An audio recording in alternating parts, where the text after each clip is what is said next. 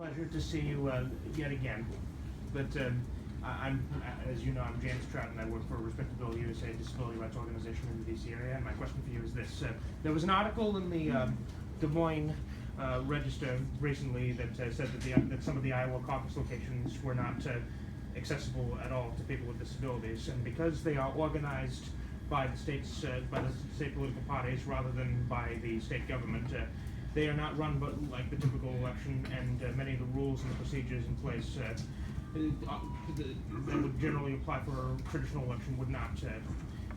Most caucuses tend to be held in public buildings and like schools and community centers, which are ADA compliant, but some of them are held in public homes, which would not be ADA compliant. Now, would Governor Kasich, would you and would your director talk to the Iowa Republican Party to ensure? Now, what do you think my answer will be on that? You seem to be a champion for disability rights, so I would hope your answer would be yes. Would it be too much to ask if you could explain why you're such a strong advocate? It's a personal issue. I'm a person with Asperger's syndrome, a mild form of autism, but so let me tell you something. This is a heck of a guy here. He's a heck of a young man. He comes to the events. Let me tell you, that's just ridiculous if they're not accommodating the disabled. You know, you back a lady of faith. Everybody's made in the image of the Lord. Some are just made differently.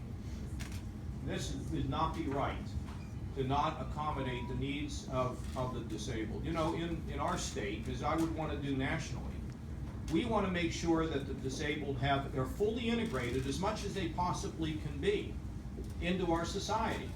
So for many years, there were people who suffered from, or I shouldn't say suffered, but experienced severe disabilities. And they were put in what's called a sheltered workshop.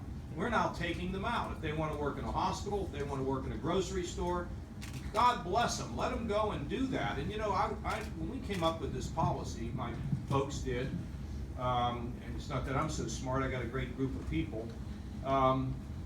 When we did this, we had mothers and fathers brought their disabled, sometimes young, sometimes adult children to this meeting where we announced the full integration at a major hospital site where they are absolutely employing the disabled.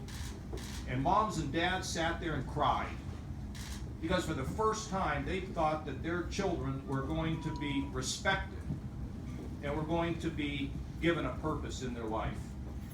So absolutely this should be handled, and we'll go and tell whoever it is we need to tell. Mary Ann, I'm telling you, so go fix it, would you? Okay, thank you. Thanks for coming. No problem.